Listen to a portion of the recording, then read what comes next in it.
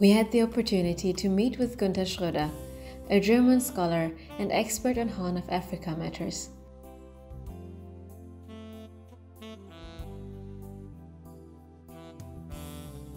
Welcome, Guenter Schroeder.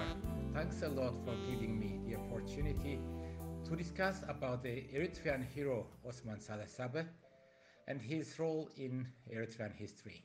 Yes, I'm always willing to share information and knowledge I have about this region of Africa, which is dear to my heart since 50 years and more.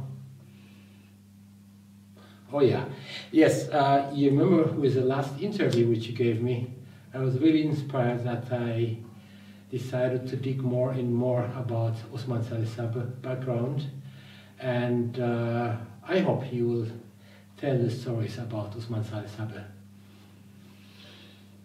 Osman Saleh Sabe is one of the most interesting persons in the more recent history of Eritrea, and he has been frequently misrepresented, vilified because of certain political contexts, but by and large he is an extremely important person for Eritrean history, in particular for the development of the Eritrean liberation struggle.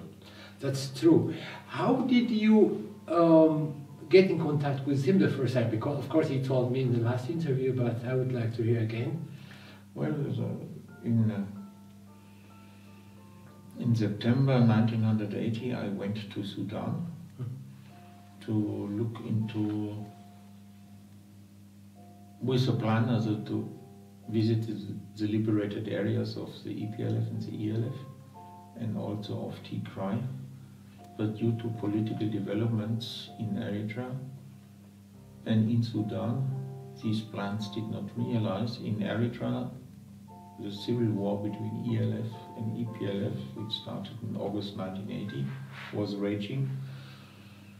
So, and there also were tensions between Sudan and Ethiopia, and therefore the Sudanese had closed entrance to the liberated areas of Eritrea from the Sudan soil to all foreigners except medical and veterinary personnel.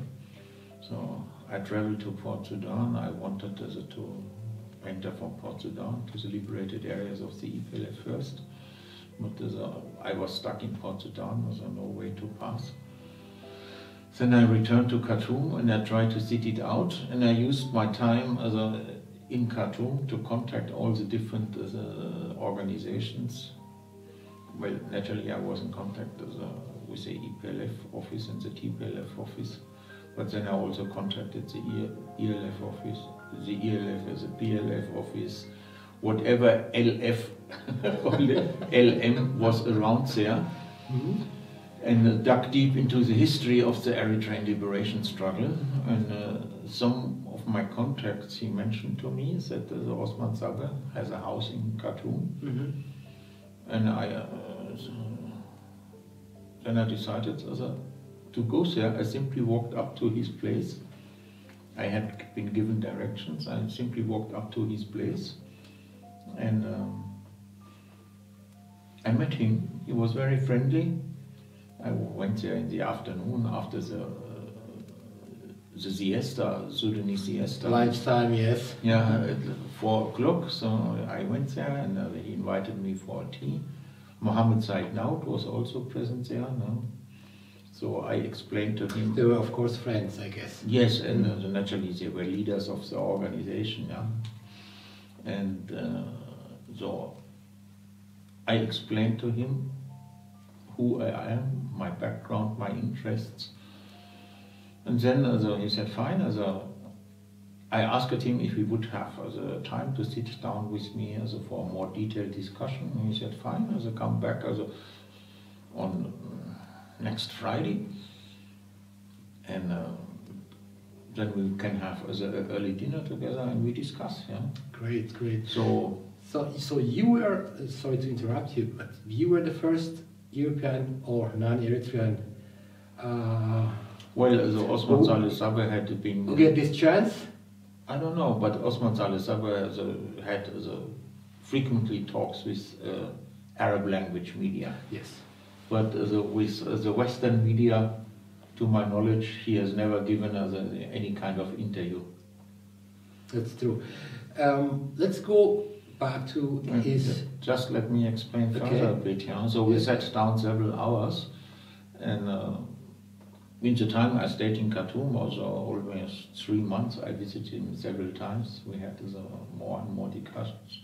And also in the subsequent years, whenever I was in Khartoum, I checked out whether he's present or not, because he also travels. And when he was in Khartoum, we always regularly met. We met about 6 or 7 times, maybe even more. And I have recorded interviews, the talks, the conversations I had with him over the years, spanning the historical development of the Eritrean liberation struggle, but also the actual conditions in the 80s. Actually, when he died in Cairo due to a complication during a nasal operation, I was scheduled to meet him after his return from Cairo. So instead, I went to his burial. And fortunately, it was at that time, the Osman Saleh Sabe, he was still, let's say, a historical resource. Politically, he had become a liability, but still his early passing away, he was not old.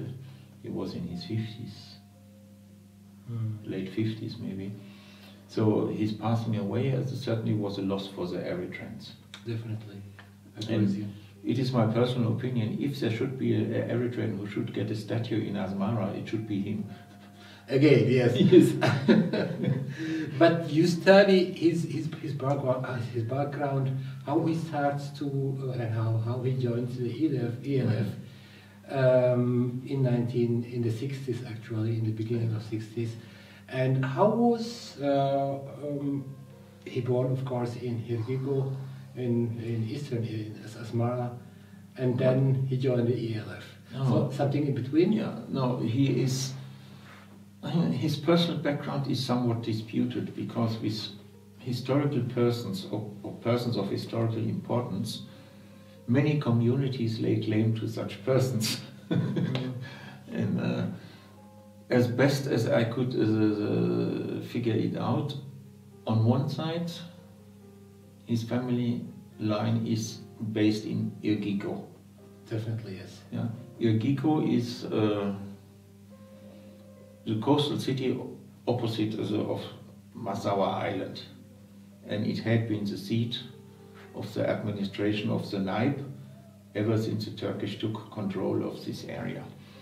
So his family was one of the more important families on the father's side, one of the more important families there.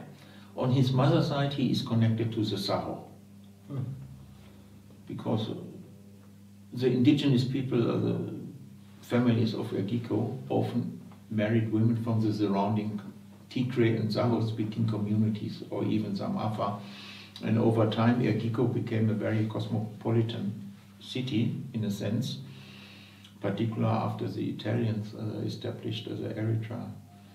So in Ergiko, you had a lot of Afar, Saho immigrants, Tigray immigrants from as far as Sahel. For example, the father of Ramadan, Mohammed Noor, he came from Sahel. Yeah. Humed Kare, his family from Afar, but he was apparently born in Ergiko. So many of the so-called Samha people of Ergiko are of mixed tribal or ethnic origin, but they assimilated into a common urban culture using the Tigray language. So, but he was in Hergigo. He went to school in Hergigo. He went to school in Hergigo. Now, one interesting thing also, the grandfather of Osman Saleh Sabe, Sabe, He was one of the first people from the Massawa-Ergico area to enlist as an askari with the Italian, and he went with the Italian army to the occupation of Mogadishu in 1890. Wow. So, well, Osman Saleh Sabe, he went to the school founded by Kekia, by Pasha Hassan Kekia. And he graduated from that, then he went to his teacher training and graduated from that, and then he became the administrator of the Ergico school. Okay, as a teacher. Or he first was a teacher, and then he became the director or the administrator of the school. He had a close working relationship with Pasha Hassan Kekia. When was that? End of 50s, beginning of 60s? In the middle of the 50s, in the middle of the 50s. Okay. And it was while he was administrator or director at the Ergico school, he started the process of sending students from his school, which had as a finished 6th grade or 8th grade, to Cairo, because for them the language of instruction in this school was Arabic. For them to switch over to English education on schools which offered further education in Eritrea or in Ethiopia, he thought it's not advisable. Instead he sent them off to Cairo. It was the opportunity between the school of Massawa or Ergico and educational sector of Egypt, maybe? Well, Egypt had a kind of long-standing stake in the Arab education system in Eritrea. The Arab school, the Aulia school in Asmara, was funded by the Egyptians, and the Egyptian government offered scholarships for Arab-speaking schools, high school students from Eritrea. And so Sabe made use of this opportunity to send the students here. So among those he sent was, among others, the Ramadan Mohammed Noor. Oh, okay. And he was the next also who studied in Cairo? Yeah. Ramadan Mohammed Noor? Yeah. Okay. And before he was a student of Sabe at the Ergico school.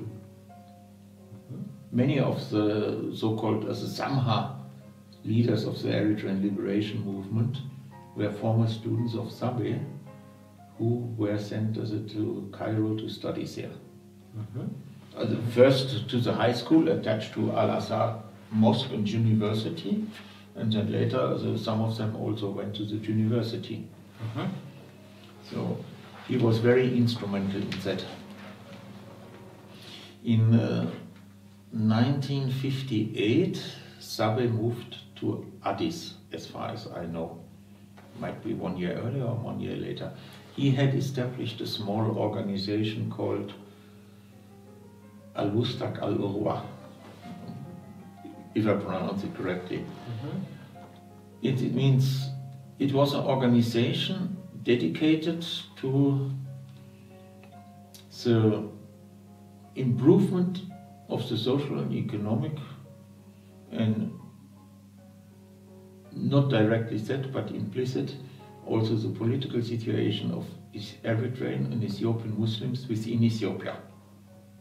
So what was, maybe coming back to the part, to the time in Ergico, there are many Sabe's friends from Ergico school which were participating in the Eritrean liberation. Do you have any names or remember? Well, offhand I just remember the Ramadan Mohammed Noor. I also think Ibrahim Afar was at this school, but he did not go to Cairo. But others, Ali Zaid was there, I think. Ali Zaid Abdullah, okay. Yeah, and then many of those somehow people who joined the ELF later. Kari Kari? Kari he was not at the school, I think. Anyhow, he did not go to Cairo. That is, he was not in Cairo. But the turning point came for Osman when in 1958 Amharic was made the compulsory language of instruction in all Eritrean schools. So, which created, naturally, for the Gigo school as a major problem. And that was probably what pushed Osman to form this association, Al-Ustaqalwa, and to go to Addis to try to work for the betterment of the situation of Eritrean and Ethiopian Muslims, because he felt that there is a fairly high degree of discrimination against Muslims in the imperial Ethiopia, which was also now affecting Eritrea. And in 1960, his association seems to have come under the scrutiny of the Ethiopian security. He no longer felt secure in Addis, and he decided to travel to Pakistan in order to mobilize funds from Islamic organizations there for his association in Ethiopia. Okay. While he was he first traveled to Saudi Arabia. He had some problems to get the visa for Pakistan. And while he was in summer 1960 in Jeddah, he met with Idris Muhammad Ali. And Idris Muhammad Ali. Idris Muhammad Adam? No, Idris Muhammad Adam, yeah. Yes, okay. Yeah, nicht Ali. Idris Muhammad Adam. And he convinced Osman to give up his plans to travel also to Pakistan and to dedicate his skills for the cause of the Eritrean liberation. Osman, young man at that time, fluent in Arabic naturally, highly educated, highly literate, also good in English, which Idris Muhammad certainly was not. And very suave, convincing. He was a conversationalist chameleon. He could adapt to any conversation situation. Osman. Okay. Osman. Yeah. He could talk at ease with conservative sheikhs. He could talk at ease with workers. He could talk at ease with people from all different walks of life, different political persuasions, without creating offense.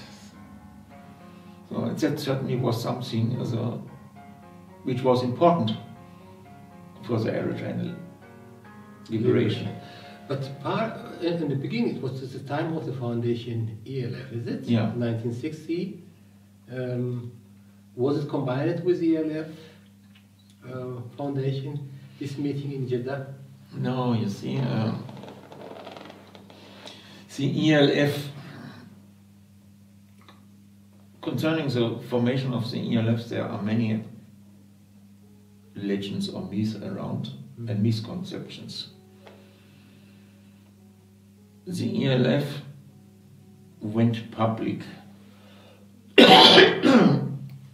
in summer 1960. When there was a demonstration or attack when an Ethiopian delegation visited Cairo, and at this occasion the ELF also published some statement or so. So that was the first thing. So summer 1960 is commonly taken as a foundation time of the ELF. But in reality the ELF was established secretly at the end of 1959. One has to understand also the general political context. In the Arab world at that time, there were many different political strands. There was the Algerian Revolution. The seat of the Algerian exile government was actually in Cairo. And there was the Nasser ideology and movement. There were the Arab communists. There were the Syrian Baathists, the Iraqi Baathists. At one time, and the fundamental Arabic Muslims in Jeddah in Saudi Arabia, of course. Well, no, not fundamental in this sense, but there were also certain independent socialist or communist Arab movements. And the Nasser government in Egypt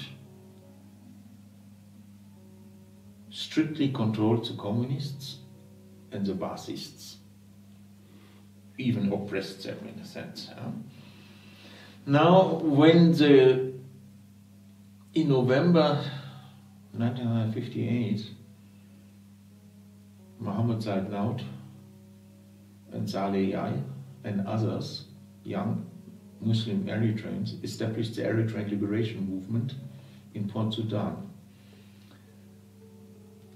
The Egyptian security, the alarm bells were ringing because Mohammed Zaid and Saleh Sabe had been card-carrying members of the Sudanese Communist Party.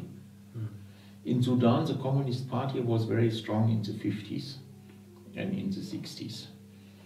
And a substantial number of young Eritreans living in Sudan, going to the schools there, so actually had sympathies with the Communist Party, or had even been members like Mohammed Zaid and Saleh Sabe and others. Ibrahim Muhammad Ali also was probably a member of the Communist Party.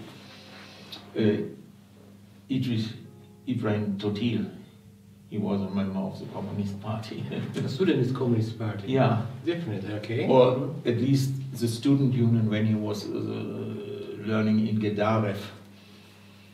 So the Egyptians were always watching what the Sudanese communists are doing, given the interest of Egypt in Sudan.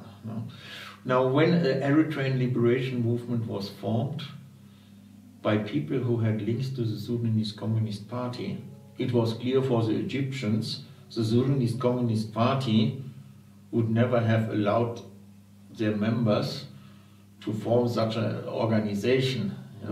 So, if they had been against the idea.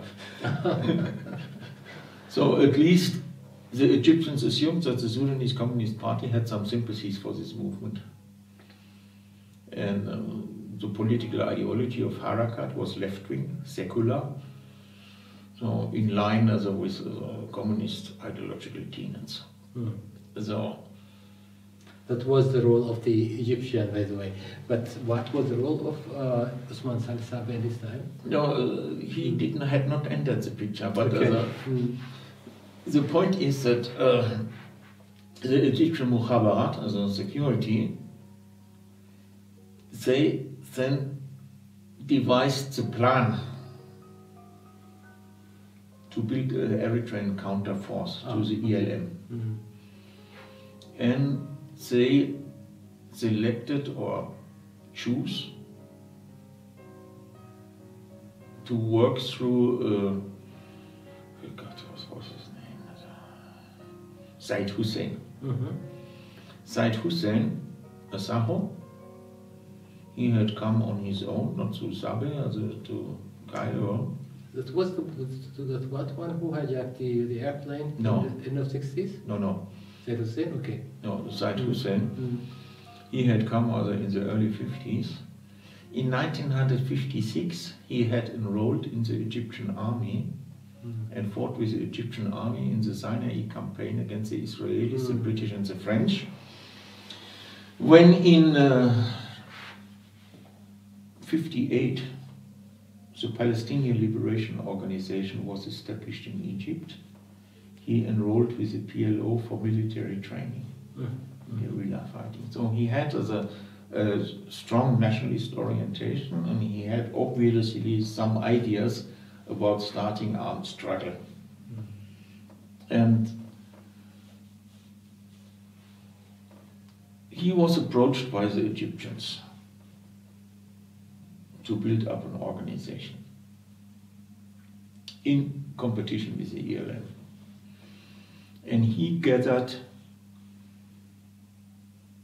a number of fellow students, high school students, early young university students, some workers from, and they also extended their contacts, particularly to Saudi Arabia, to workers in Saudi Arabia. And at the end, in December '59, the secret meeting was called at Jebel Makadam, at the outskirts of Cairo. Jebel Makadam, okay. Yeah, Jebel Makadam is a place where people of Cairo go on holidays, on Fridays, for picnic, for family events. So for a group of young Eritreans living in Cairo, to go there for a party was a good camouflage. So they met there and they established the ELF in secret with Said Hussein at the head and a number of other people as a kind of leading group. They decided for the time being not to make that public, but they also took the decision to recruit Idris Muhammad Adem as their external head for the ELF. For the ELF. The argument being, and that obviously was also endorsed by the Mukhabarat, that a bunch of young students and workers of Eritrean origin would not carry much weight in discussions with the Arab heads of state. They needed a presentable face. Idris Muhammad Adem, having been the parliamentary president in Eritrea and being an elderly person, already then, as not middle-aged at least. I think he was the last president of the Eritrean parliament, Idris Muhammad Adem? Yeah. Okay. And so for them, he was presentable. Okay. An honorable person, not a boy. So that way, Idris Muhammad Adem came to be as the head of that. He was chosen because Ibrahim Muhammad Adem was known to be an enemy of the ELM. You mean Idris Muhammad Adem, sorry. Idris Muhammad Adem was known to be an enemy of the ELM. He had left ELM-affiliated Eritrean soldiers in the Sudanese army, had taken Ibrahim Sultan and Idris Muhammad Ali secretly out of Eritrea in early 59. And Idris then went to Cairo, and he did not thank those people who took him out of Eritrea. He made it quite clear that he did not agree with the political ideology of the ELM, and he went in Cairo. There he had also a fallout with Ibrahim Sultan and a fallout with Wolde Mariam. So he very much went his own way. So he was a perfect candidate for the ELF to recruit him, because he did not have an affiliation to the ELM. He did not have an affiliation with a group, with the supporters of Wolde Mariam or Ibrahim Sultan. So that way, Idris Muhammad Adem came to appear as a chairperson. And he was sent on a mission abroad in the sense out of Egypt, to approach Arab governments on the Eritrean issue, to introduce the ELF and to solicit support. And while he was, in summer 1960, while he was on a mission, on this mission in Jeddah, he met Osman Saleh. And there was an age difference between the two. Yeah? Definitely, but they knew each other on the time in Eritrea, I guess. They knew each other, but only peripherally. Yeah? Okay. I mean, Idris Muhammad Adem, he is not from the Massawa area. Yeah? He is from the western part of Eritrea. But definitely, but he was operating as Mara, I guess. Huh? He was operating as Mara, as the president of the parliament. Yeah, but he might have had other contacts in the Islamic community, yes, certainly. So, but there was no close relationship between them, yeah. Because the people from Massawa and the people from the western Eritrea, right, they did not see eye to eye, yeah. Because the Muslim League of Western Eritrea, which had allied with the Union Party, was a political enemy of the political elite of Sama, of Massawa and Yakiko. Yeah. Okay. So, but anyhow, they met there, and the Idris was convinced Sabe to throw his lot in with the Eritrean revolution, and then he took him to Somalia. Okay. Yeah, in summer 1960, British Somaliland and Italian Somaliland became independent and united and established the Republic of Somalia. It was a new state, and it just went there and he took Osman Sabe with him. And they established the Eritrean Somalian Friendship Society, and Osman was appointed the head of this office. Of the office of this society in Somalia. And there he stayed some months, practically till the armed struggle started, and was spreading the message, soliciting funds, doing propaganda work. Yeah? For the ELF. For the ELF. Now, one has to understand the armed struggle started by mishap. Okay. Practically by not planned, in a sense. This famous 1st September happened by chance, not by planning. There had been discussions going on between various political elements, Eritrean elements, what to do. You know.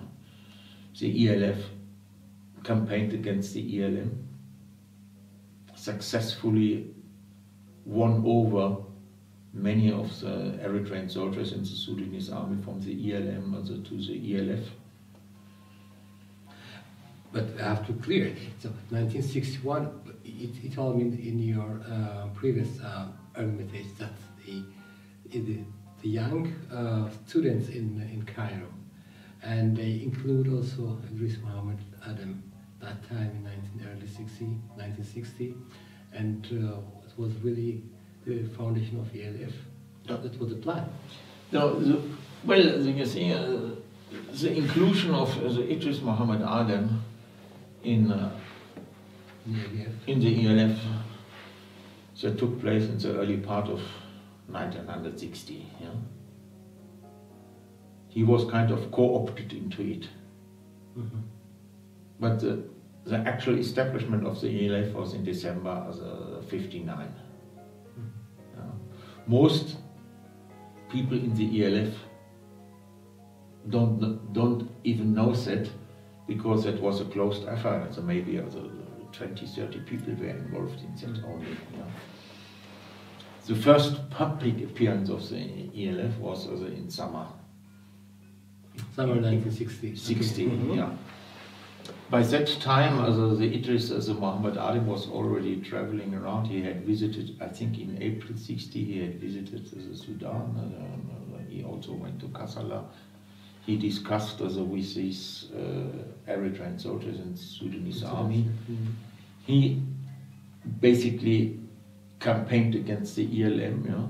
He told these soldiers that you are paying the contributions to the organization, but that the organization does not give account of what it's doing with his money, insinuating the corruption and things like that.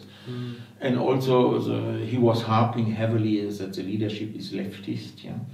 And so as soldiers in Eritrean soldiers in the Sudanese army, even though they had national feelings, but as socially they were conservative. Definitely, yes. Yeah. Not militant Muslims, but conservative Muslims, yeah. Or generally conservative in social matters, yeah. So Idris was successful in winning over many of these people to the ELF, and then the discussion started. Yeah. But the role of the Osman Saleh Sabe, he went to Mogadishu, to Somalia, I guess, and then he stayed there. He stayed there. Yes. Yeah. Those discussions in Sudan and in Western Eritrea, what to do, he was not involved there. You see, in April '61, there was a meeting organized in Western Eritrea, close to the Sudanese border, where the representatives of the ELF were present. A lot of the sheikhs of Western Eritrea were present, among others Daud Ibn Mustafa, Sayyidina Mustafa, the religious leader in Eritrea, was present there. Was it the one in Merkania, in Keren? No. The one not No. He was based in Agodat, I think. This family. Sayyidina Daud Sayyidina Mustafa, from the Asheh family. So I think Asheh. Anyhow, there was this meeting in April where various groups were present. Yeah? One has to understand the ELF was trying to infiltrate into Eritrea using the network of sheikhs in Eritrea, in Western Eritrea. Not because of religious affiliation, but because these people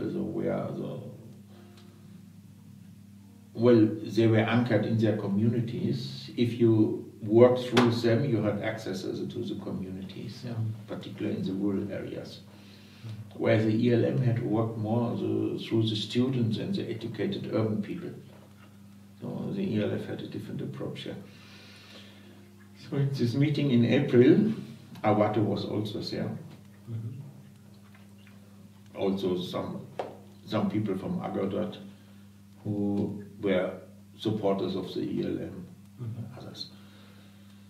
And it was discussed what can be done against the Ethiopian rule in Eritrea. And the ELF... So they never accept the presence of the Ethiopian government in Eritrea? No. So the ELF advocated armed struggle. Yeah. Awate said, fine, but you have to put the weapon where your mouth is. If you cannot provide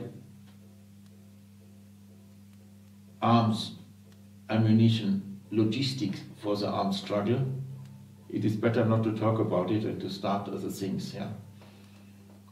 Only when these things are guaranteed, it is reasonable and useful to talk about armed struggle. Anything else is only boasting. And so he practically told them, get your act together. Organize yourself, organize supplies, and then we can talk. That was also the general agreement of this meeting. Also Daud basically said the same, yeah. He said, if you want to do something, you have to prepare better. Yeah. Then, meanwhile, in the ELM, they have also realized that their strategy of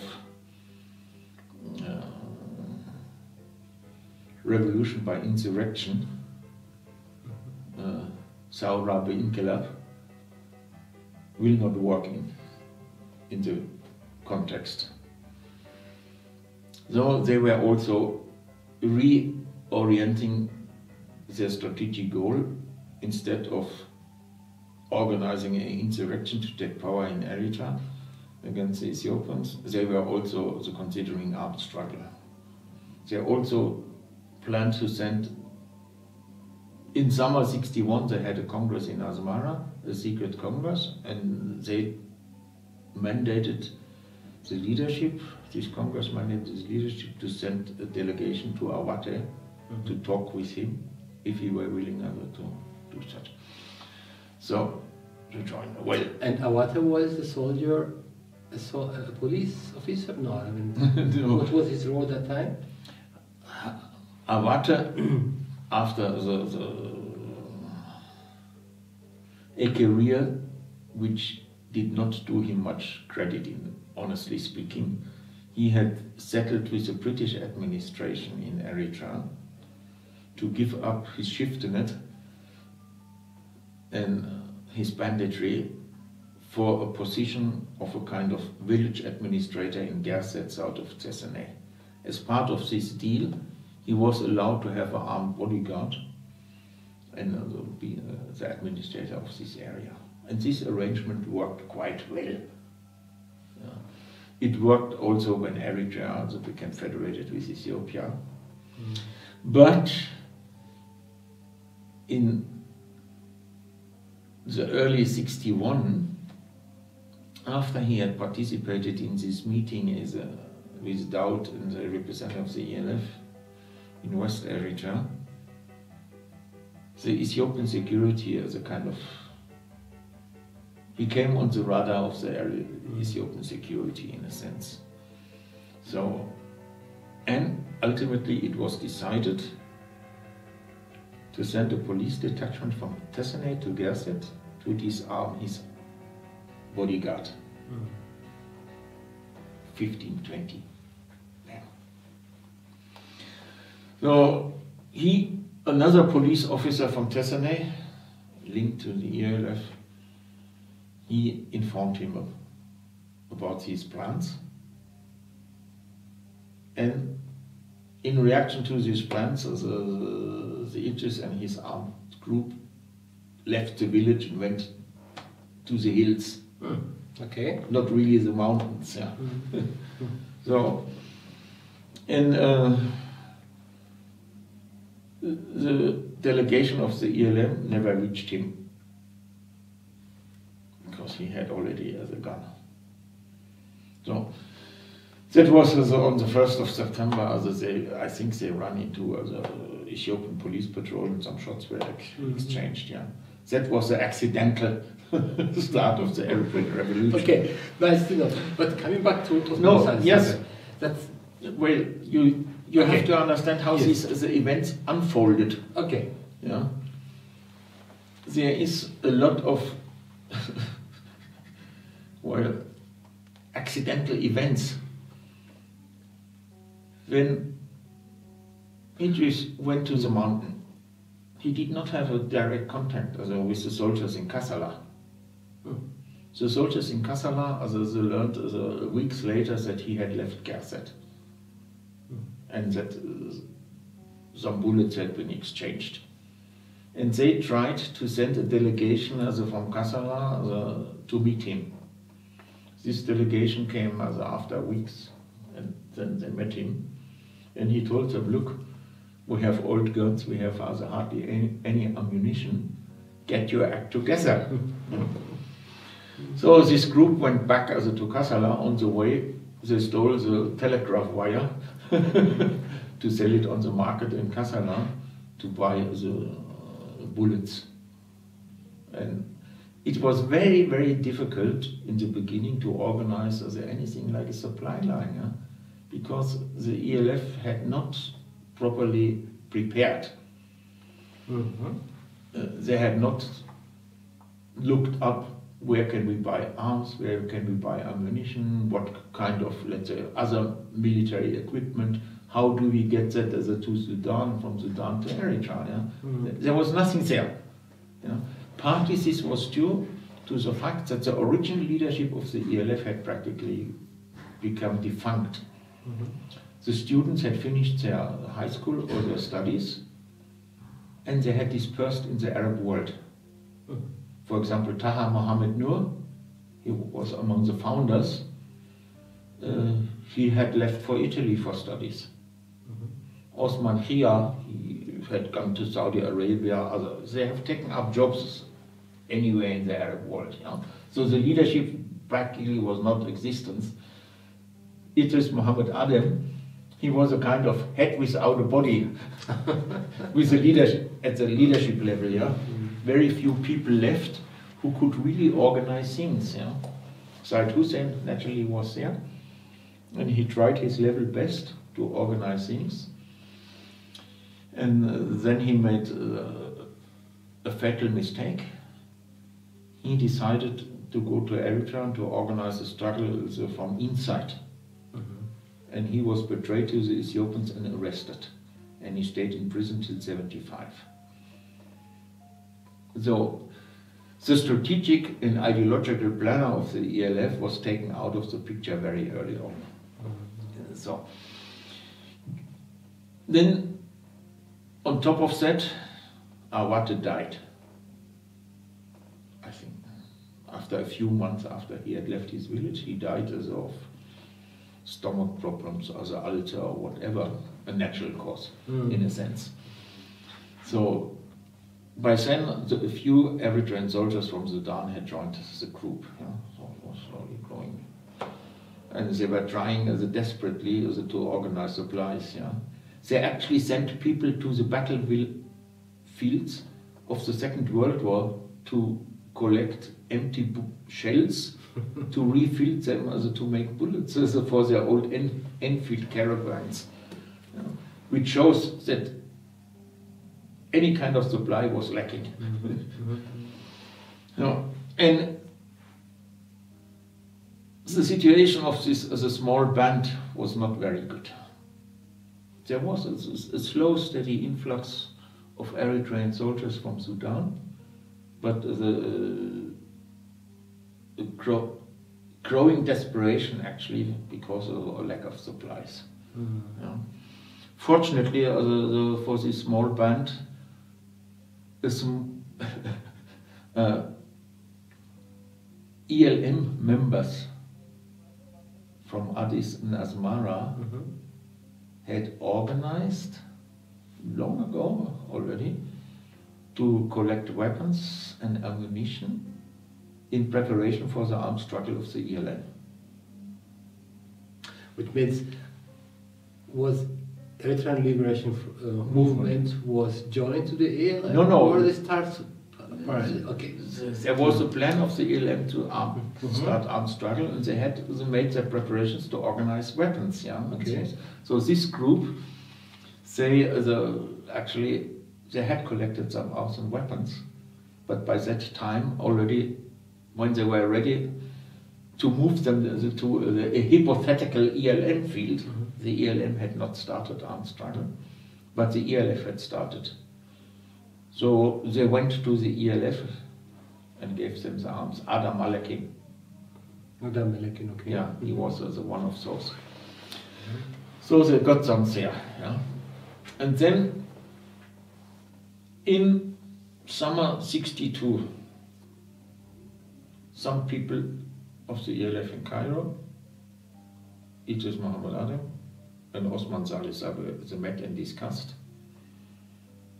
what to do about the dismal situation of disorganization, as a lack of supply lines, logistics, how to support as a fledgling, as a group, as in Eritrea. And they established as a kind of new leadership with Idris Muhammad Adem as a head, and as his two deputies, Idris Claudius and Osman Saleh Sabe. And both of them, they were educated? Both of them were educated. They were organizers.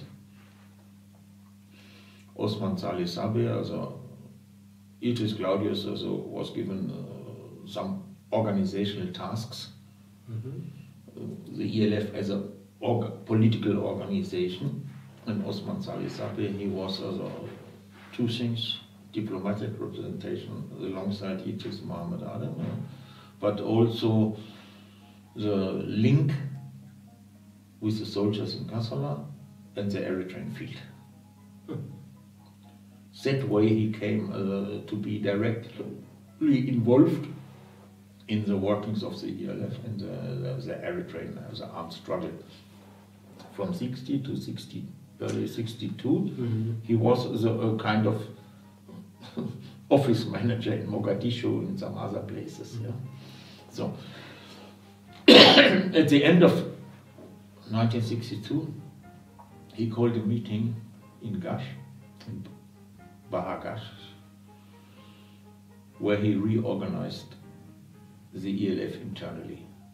Osman. Okay. He presided over this meeting and he reorganized that. Yeah.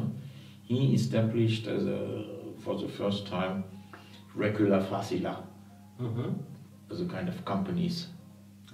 Okay. Fighting forces, yeah. Units, military units. He organized the military units. He established a support unit and a training unit. And he appointed some of those former Sudanese soldiers, among other things, my old friend Abu Tiara and Umar. Umar Azaz? No, Umar something. Umar Hamid or so. As a former, by that time, the former Eritrean soldiers in Sudan. Yeah. Okay. They had become the dominant element. Yeah. The companions of Idris Muhammad Adam, they were only a few of Awate. They were only a few, less than a dozen had survived. Yeah. So, and in the first 2 years, from when did the first enter? November, January 62. From January 62 to the end of 62, around 80 Sudanese soldiers or so. Every soldiers had joined, yeah. And they had also recruited locally people. Yeah. So from that time on, one could talk about the Eritrean Liberation Army. Yeah. Before it was just a bunch of people. You mean the involvement of Sabe was... gave them structure, clear leadership lines. Okay. Yeah. He established also the kind of administrative committee in Kassala, a Kassala office of the ELF, through which the links between the ELF and the field were organized. So he was not only a glib talker, but also a good organizer and good administrator. Yeah? He knew that you had to structure things. Yeah? And then he set about to do what he could do the best. He traveled around. Arab world, okay. In the Arab world. And then he started organizing support for the ELF, winning support for the ELF. Yeah? As a result of that, in '63, the first bunch of Eritreans went to the military academies in Syria. Ramadan was among the first batch who went to Syria. When was that? Before 67 should be that? 66? 63. 63, okay. Yeah, he went to 63, they went there. Yeah? So Abdul Karim was also, I think, there. Shortly later, he organized sending... So, with his help, they could travel to Iraq for military training? To Syria. To Syria, okay. Yeah. He had first won the support of Syrians, and because Osman Saleh Sabe had also had close relations with Syria, always, links there. He also, either he was already married to a Syrian woman, or later married a Syrian woman, yeah, and his wife is from Syria. And so in any case, the first group of Eritreans receiving training abroad went to Syria. Then they went to Iraq, Iraq Military Academy. I mean, a masterpiece of political operation given the animosity between Syrian and Iraqi Baath, yeah, to win both wings of the Baath movement to support the Eritreans. A masterpiece of political diplomacy. Then he also organized to send Eritreans to Cuba. That was the role of Osman Saleh Sabe. Yes. This mission, okay. Yeah. Among others, he went, Ibrahim Afar was sent to Cuba. In the early 60s, okay. Yeah, no, 65, it was 64, 65. Yeah. And the relationship between Cuba and the ELF was good. Idris Claudius, he was present at the World Congress of Socialist Movement, Youth Movement, which was held in Havana. He gave all the keynote speech there. Yeah.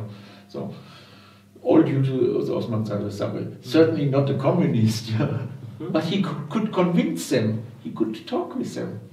And then he organized China. He went to China. I mean, he was willing to talk with each and everyone, probably with an ice bear if he had a hope to get support from him. Yeah? So he went to China, he talked with them, and the Chinese told him, okay, we are willing to give you support, we are willing to accept trainees in a military academy, but the first group of trainees you sent us has to represent the diversity of Eritrea. Good. As a result, Osman Saleh was saddled with the fact to find a suitable Muslim and a suitable Christian. But going as a one step as a back, by due to the reorganization of the ELF at the end of '62, plus growing resentment inside Eritrea against the heavy hand of the Ethiopian government, and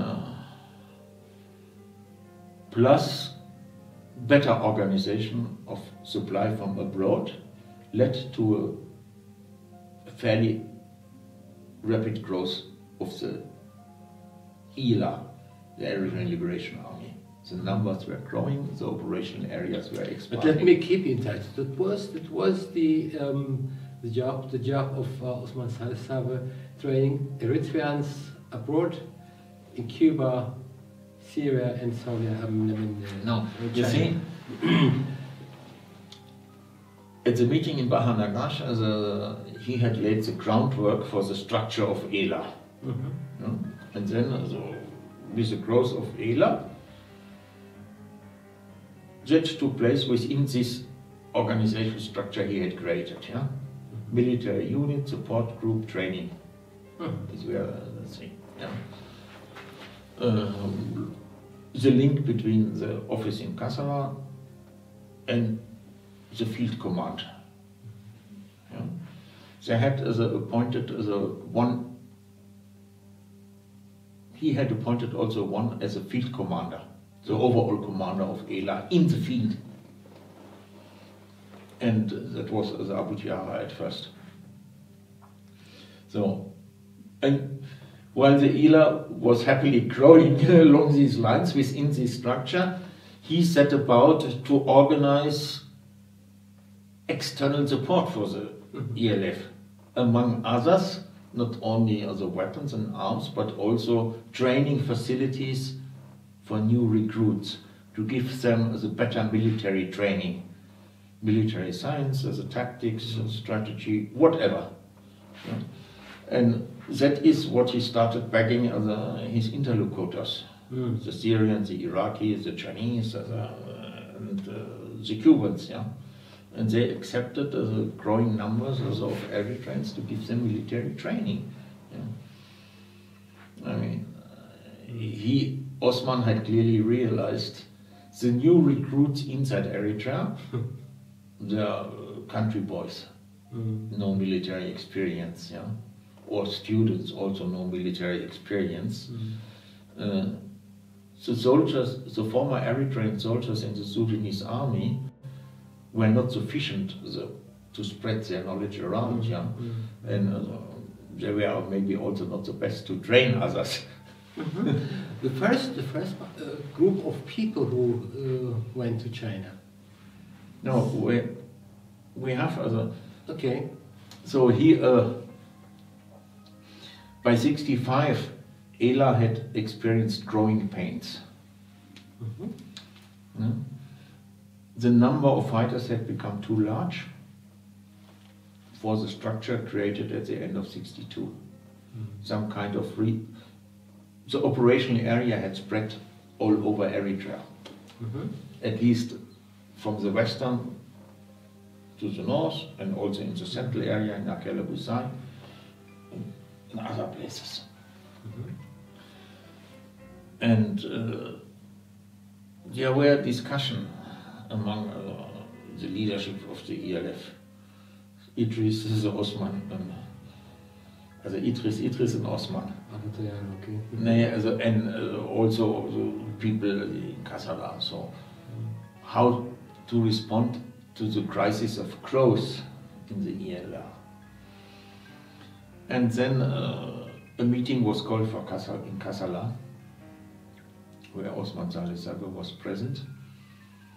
And there at this meeting it was decided to reorganize Ela, the field, into 5 wilayats.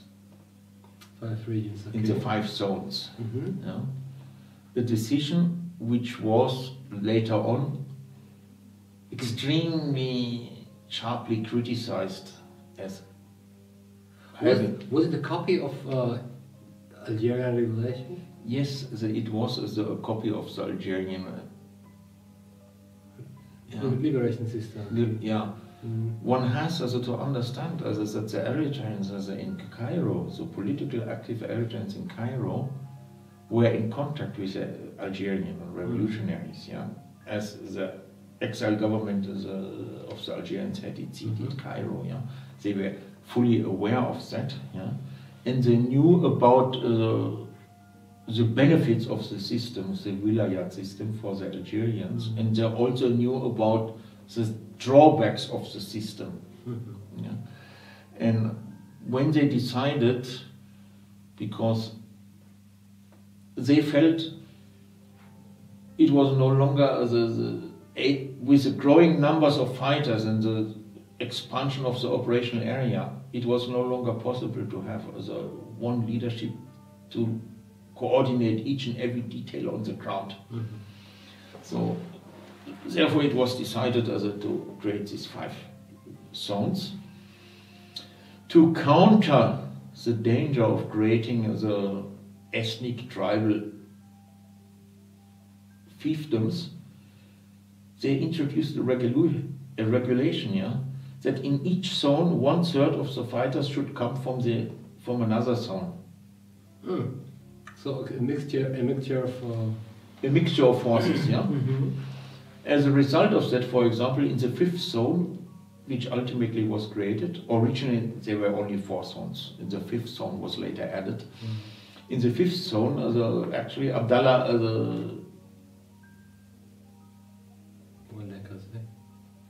Abdallah Idris? He was the military commander. From the region 5, okay. As part of the contingent from the western zones there. So the idea was quite good, basically. At that time, it seemed to be give and take in a situation where the communication was difficult. There were no mobiles, not even walkie-talkies. So to organize these zones, to give them a high degree of operational autonomy, and to coordinate these through the office in Kasala. The office in Kasala was reorganized as a revolutionary command, which was given a proper structure, as a head, the deputy, and the departments, all things. to organize the different sections, political work, social works, the military, etc., etc. And the revolutionary command should link to the field commanders, to the head of the different regions. That's the nature, okay. That was the structure. Again, the revolutionary command in Kassala is linked to the ELF. Supreme leadership. So again, the Sabe had organized a structure into which hopefully the ELF could grow and develop. Yeah? And as part of this system which developed, also in 1967, the ELF top leadership, consisting basically of Idris Osman, was enlarged to the Supreme Council of 7 members.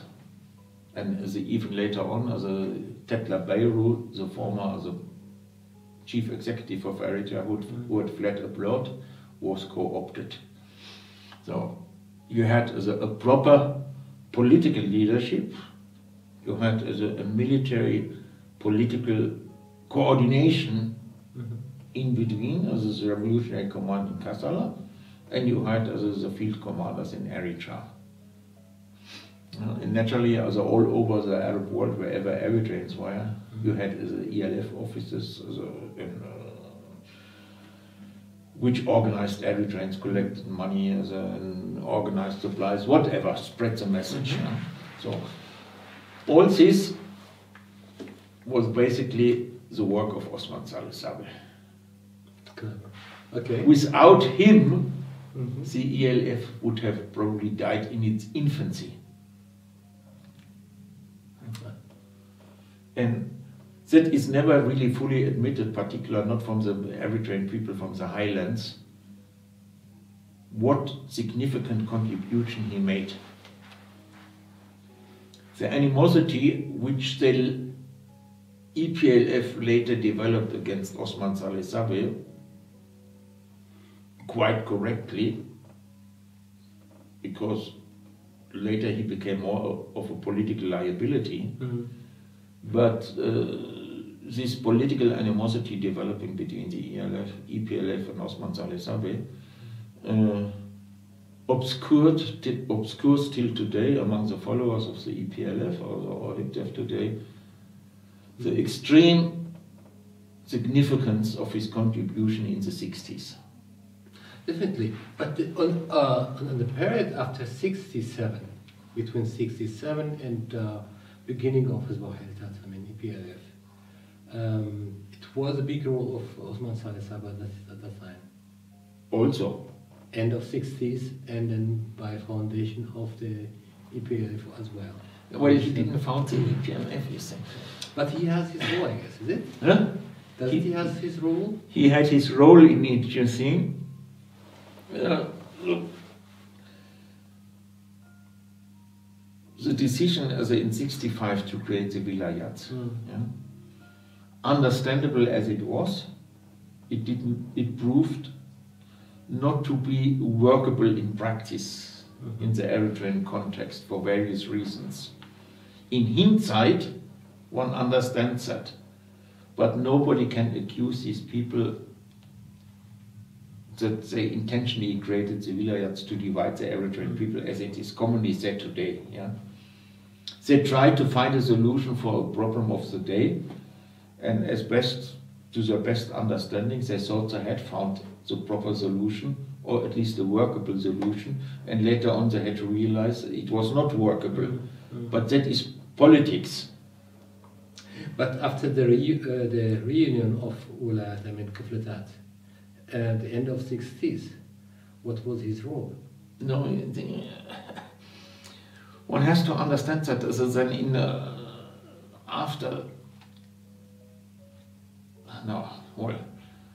in 67 he came back from China, or in 68 he came back from China, 67 I think it was, and the ELF also had the come into a kind of crisis due to the result of the 6 days wars, 7 days wars between Israel and the Arab world. 67, okay. Mm-hmm. 67. The defeat of the Arab army threw the Arab world into political disarray. And that also affected, in a sense, the Eritrean revolution. They tried to respond to that by forming this, also the formation of the Supremely High Council, the Supreme Council of the ELF, the 7-member council, was part of the attempt to answer to that, to give the ELF a better political leadership in these difficult political times. And but also that accentuated the political crisis in the Arab world, the rivalries. And also new players had come up, South Yemen, for example.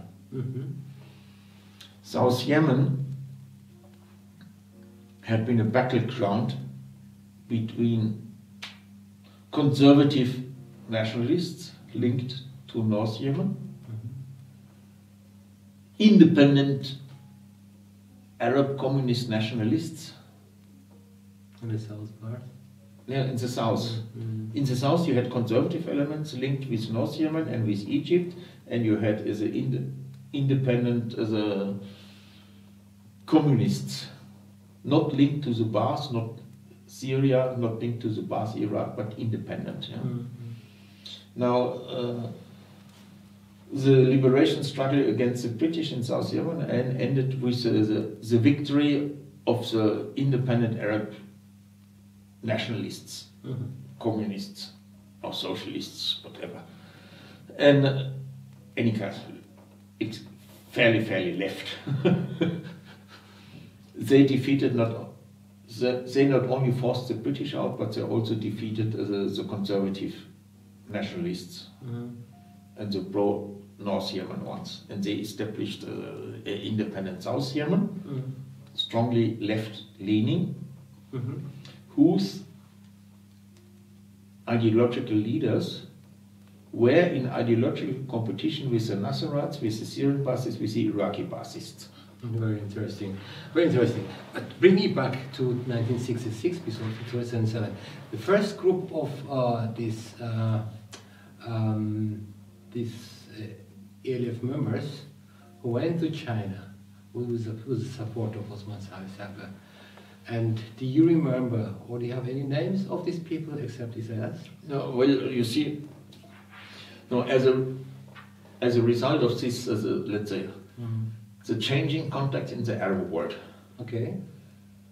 The picking up of the Vietnamese War, the protest movement against that. Also, in the second half of the 60s, most colonies in Africa had become independent states. So the international context had totally changed. There was a growing rivalry also between the Western world and the Soviet Union in Africa and in the Arab world. And on the other hand, was the support of Israel to Haile Selassie that time, and then in that time, yes. In that time, which is combined also with this situation. Yeah, so yes. The Eritrean revolution was placed in an extremely complex, volatile and contradictory political situation. Yeah? At the same time, it was experiencing internally growing pains. Yeah? Haile Selassie, in addition to make the situation more difficult, Haile Selassie was trying to neutralize the ELF by labeling it as an arm of the Arab Islam world, trying to attack through Eritrea imperial Christian Ethiopia. So he was trying to misrepresent the Eritrean national liberation struggle as a struggle between Arab Islam, Christian Ethiopian. And in line with this policy, he tried to he accused the Eritrean nationalism of the ELF to be the Arab Islamic tainted. And in turn he tried to win over the Eritrean Christians, supporting imperial rule over Eritrea against the ELF in the name of a Christian imperial nationhood. And that resulted in an enormous amount of mistrust against Christian recruits in the ELF.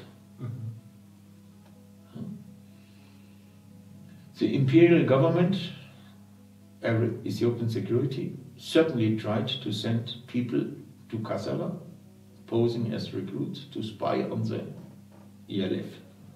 That would have been business as normal. But given also the propaganda, the divisive propaganda from the Ethiopian side, this led to a fairly paranoid attitudes against Christian recruits. They had difficulties in the ELF, even if they were accepted. Many were killed. There is a saying that between Kassala and the Eritrean border, there are the killing fields of Hafara, where many of the Christian recruits who were suspected of being spies for the Ethiopians were killed. Also in Gashbaka,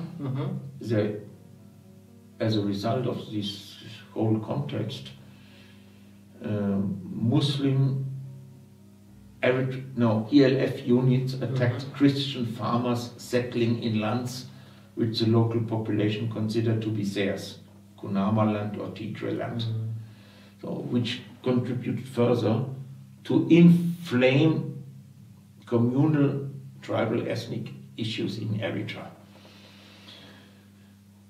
All these problems, the changing political context worldwide, in the Arab world, internal Arab divisions, internal Eritrean issues,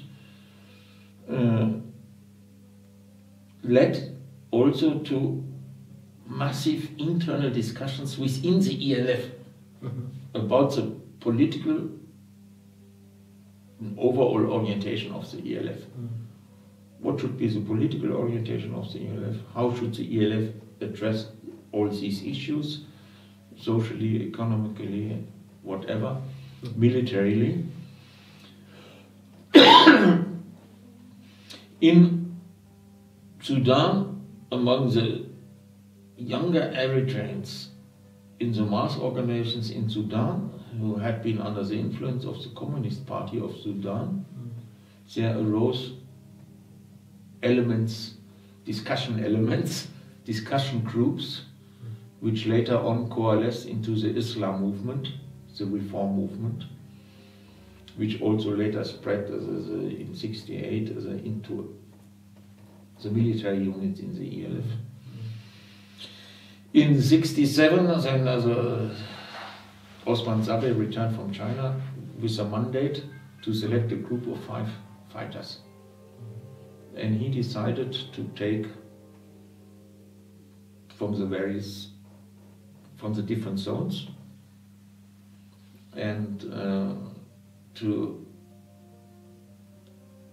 he selected as Christian Isaias. At that time there were very few Christians available. There were some of the Christian fighters in the units, but let's say not material you would send to China, yeah? Not enough education. With a good education background, okay? Yeah. And I mean,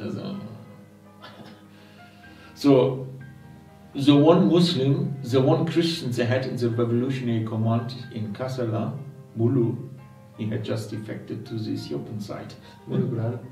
Mulu something. And he had defected to the Ethiopians. So they were the short. They had another one, Wolda Gidei, there. But he was considered not to be also for various reasons. And then Isaias arrived from Addis. In 66, okay. Yeah, 66, 65, yeah, end of 66. Yeah, he arrived from Addis, I think in October 66. Was it 66, 65? It should be 66. Yeah, it should be 66, yeah. So, so he arrived there. So Osman had been in China then in 66. He arrived there in Kassala, and Osman decided to include him in the group. Then he had also Ramadan Mohammed Nur from the 4th Division, then Cecchini, and one from the 3rd Division, and one from the Western, Mohammed Haseb, I think. Mohammed Haseb. Yeah. Mohammed Haseb. What Haseb is? Yeah. Well, there are different Hasebs. I think traditionally they called him Wood Haseb. Yeah, whatever. Mahmoud Haseb or Muhammad Haseb, whatever. Yeah, they had the 4 Muslims and 1 Christian, but geographically spread. Okay, so Ramadan, Isaias, Wood Haseb, Cecchini and Cecchini? some other guy. Okay. Anyhow, I think one of them is now living in Australia. Ibrahim, also this Cecchini. Anyhow, 4 Muslims, 1 Christian, but representing basically the 5 regions. souls. So, they came to China in the middle of the Cultural Revolution. Wow. Smack into the middle. Nanking Military Academy. One of the most prestigious military academies of the Chinese. And there they had 6 months training course. Politics, military, etc. So another influence. Most certainly. Confusing the Eritrean Revolution. Okay. Most certainly another influence. Yeah. You had, by that time, you had the dozens of Eritrean students in the Iraqi military academy. At the same time? At the same time. Okay. Yeah. Among others, Ahmed Nasser. So, you had Eritrean military trainees exposed to Cuban socialism, Syrian Baasism, Iraqi Baasism, Chinese communism. A nice cocktail. Yeah. So, and then these people came back to Eritrea, and they met there. They were working in the same military institution. Can you imagine what kind of witches' brew that was? How that conflicted? So, while Isaias was away and Ramadan was away, the crisis within the ELA hardened. Yeah, the original concept of balancing the negative impacts of